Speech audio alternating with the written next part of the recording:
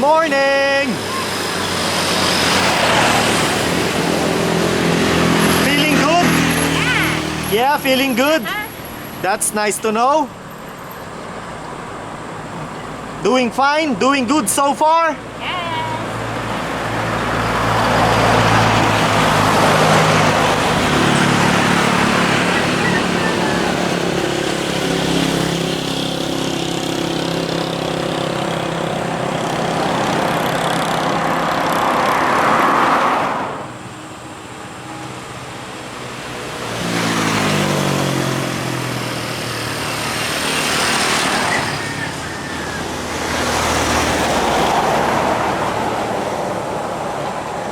Maganda ang araw ngayon, maganda ang umaga ngayon. It's a beautiful day, a beautiful morning. Yes, indeed.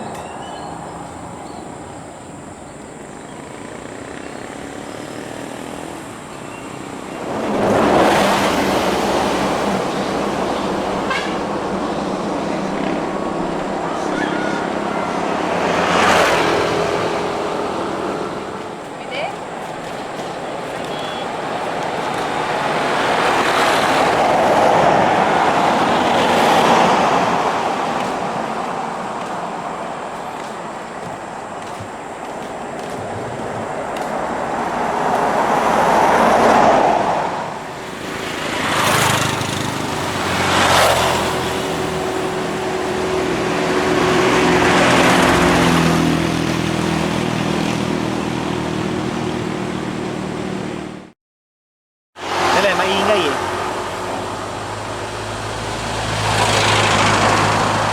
Gusto kong lubusin ang pagkakataon upang magpasalamat sa mga overseas Filipino workers. Bakit? Dahil money remittances ang bloodline na ekonomiya ng Pilipinas. Money remittances ang bumubuhay, ang bloodline ng ekonomiya ng Pilipinas. Yan ang bumubuhay sa atin. Money remittances. So tayo ay magbigay pugay, tayo ay magbigay saludo sa lahat ng overseas Filipino workers. Saludo sa inyong lahat.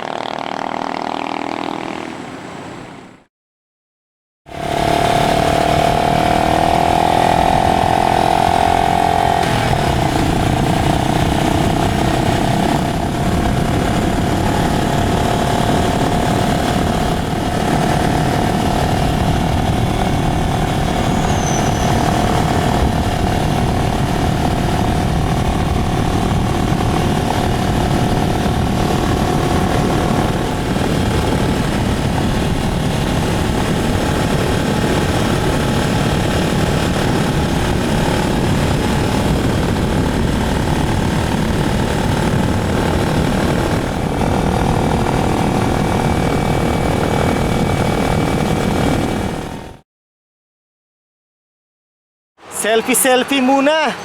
Selfie time. Okay, 1, 2, cheese!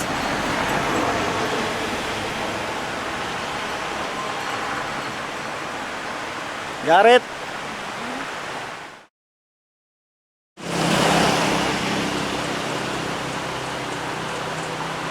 Ang ganda ng ilog. There's a river down there. It looks so refreshing. And the sound of the water current, it sounds so refreshing.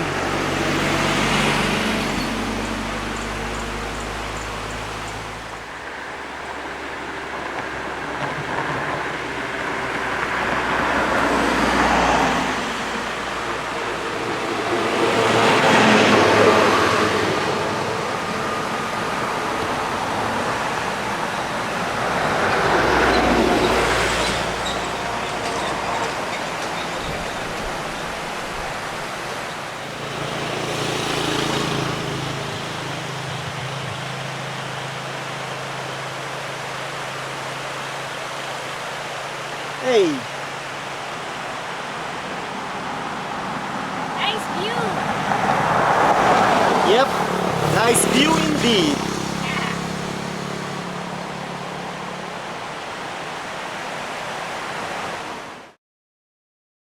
Alam nyo mga katoto, minsan nakakatanggap ako ng mga mensahe sa Facebook group page at sa YouTube channel.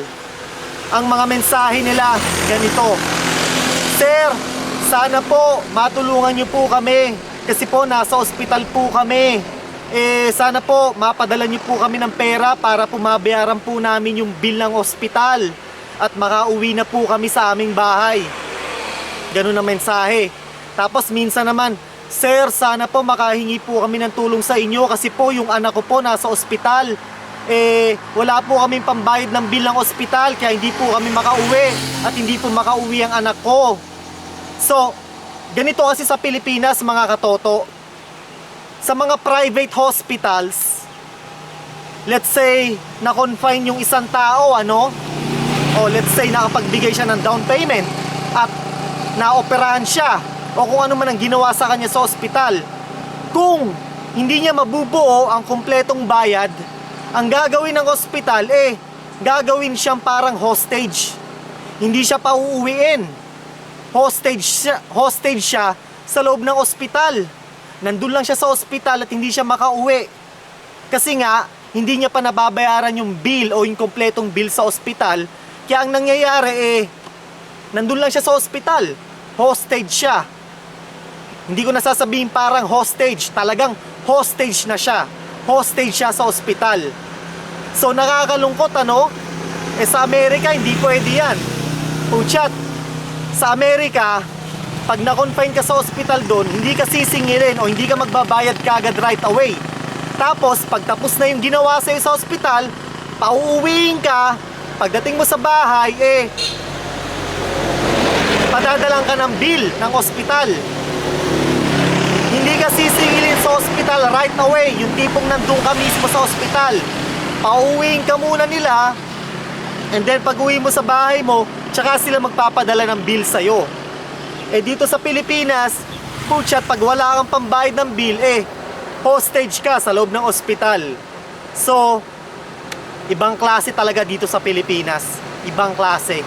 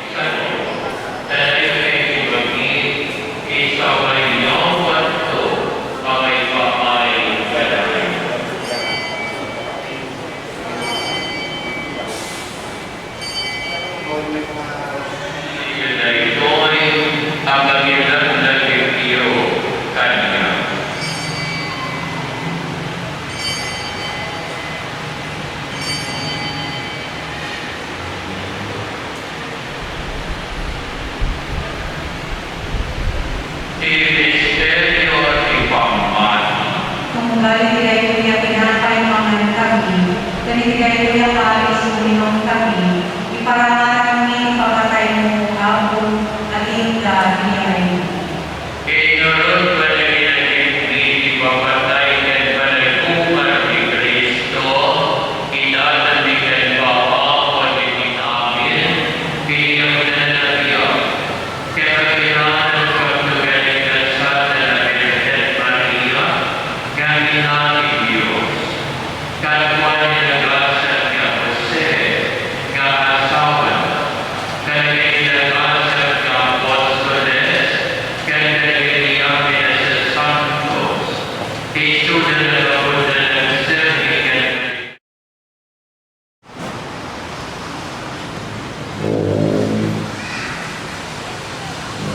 Tumakbuhan tayo.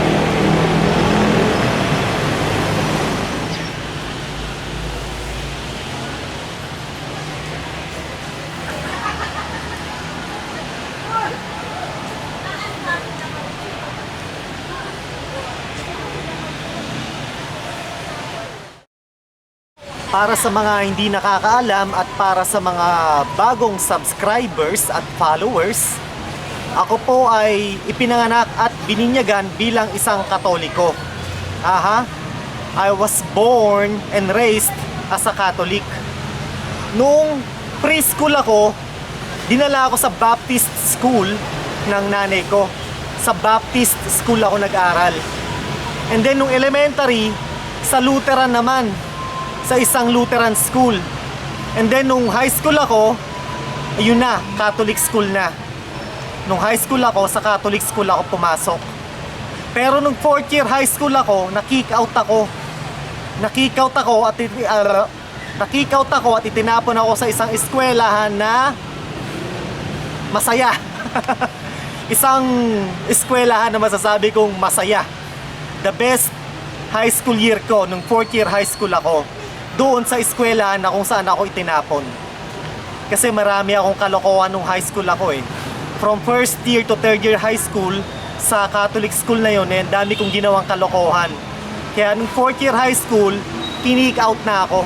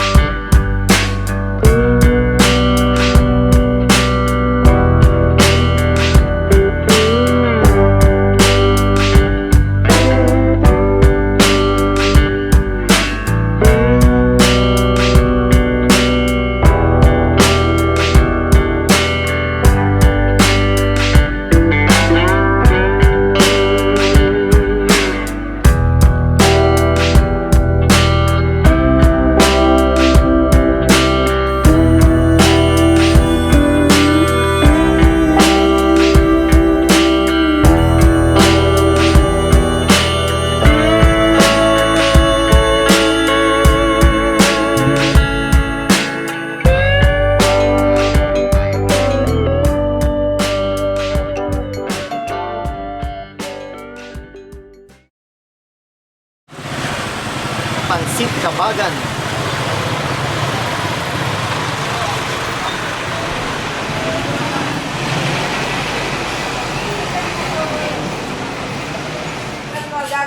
So pansit pala to ng Cagayan Valley.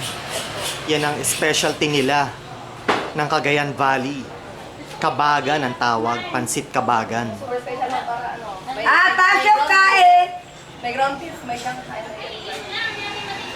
Kabagan. Kabagan nga. Hindi. Batil yung akin. Ah, batil? Oo, iba pa yung kabagan. Dapat. Ah, Kayo ma'am, kung isa-isa na lang. Para matikman. O, sige. Pwede nyo ibalot pagka may minsan lang tayo pupunta sa Cagayan Valley eh. Okay lang, te. Huwag mo nang buksan yan. Ha? Hindi naman Kawawa mainit. kayo, mainit. Hindi, hindi pagkakain na mainit. kayo. Hindi, okay lang? Okay lang yan. O, sige, sir. May pinapaitan silang loading kami, sir. Pinapaitan. Opo, pamuli po. Hindi na, pansit na lang. Busog na. Busog na tayo sa pansit.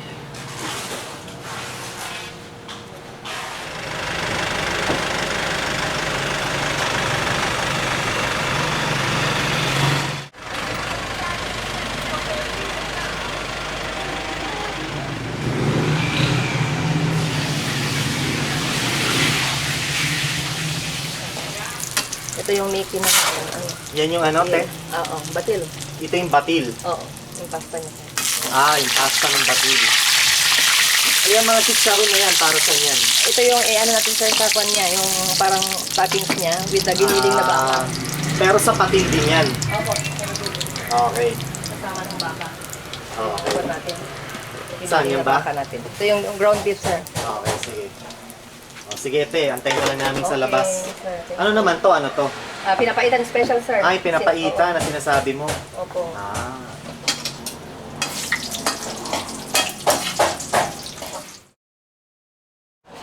Batil. Ayun, no? Thank you. Ano yan, te? Batil. Ah, batil. Ito yung ano niya.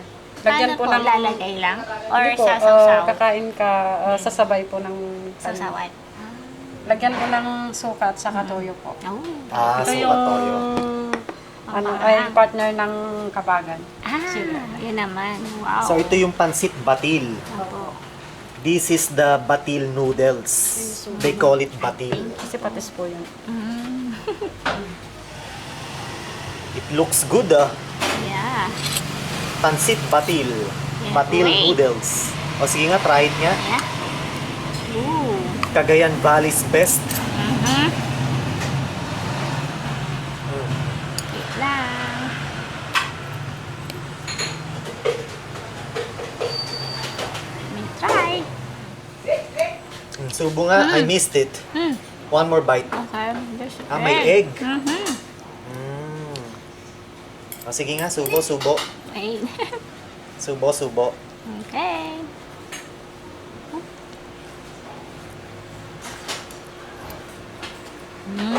Is it good? Yeah. Masarap? Taste good? Masarap. Okay, right on. May ano dito, buko. Kaso, ano na, sobrang hinog na. Hindi pinitas eh. Nahinog na masyado yung buko. Sabaw, soup. Yeah. Sabaw ng ano yan, Ito te? ng soup ng batil. Ito po ng soup ng kabagan. Ah, okay. That soup is for the batil, Yeah. the batil noodles. Mm. This soup is for the kabagan. Uh-huh. Well, I do not know what's the difference. They both look the same, but I will try it. Yeah, so good. Can you try this soup? So we will know the difference. If there's a difference. No? The same? Yeah, same. Ah, same lang pala. Same taste? Yeah. Okay. Ayan na, pansit kabagan. Aga naman. Kabagan noodles. May itlog pa ng pugo. Oh. Uh-huh. There are 3 quail eggs on the top. Quail eggs. I'm going to try, ha? Yeah. I'm going to try the soup first.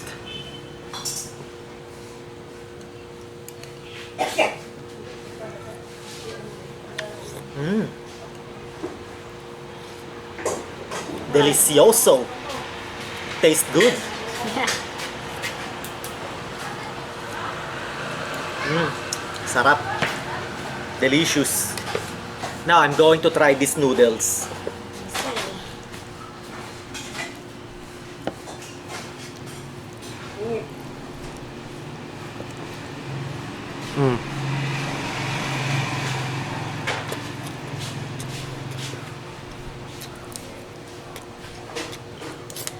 good. Mm. It's tasty. And the flavor is kinda exotic. Like an exotic taste. It's hard to explain. The bottom line is, it's good. It's delicious.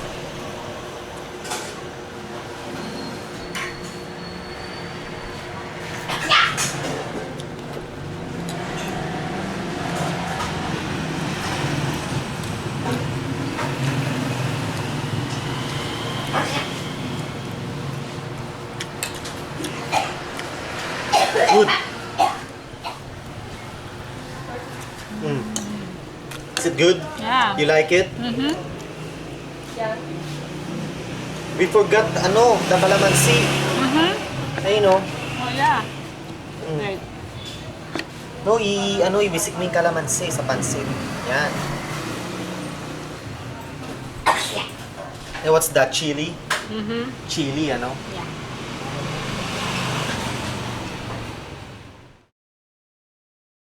Ito pala eh, oh. Brum, brum. Parang ang sikip. Wow.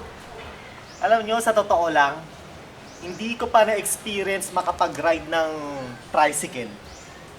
Never. Never ko pa na-try mag-ride ng tricycle. As in never. Motorsiklo, oo, syempre. Alam nyo yan, nakikita nyo ako na nagra-ride ng motorsiklo na yung single na motor lang. Pero yung may pedicab na ganito, yung may tricycle na ganito, never ko pa na-experience. Baba eh, oh. Flat-footed, oh.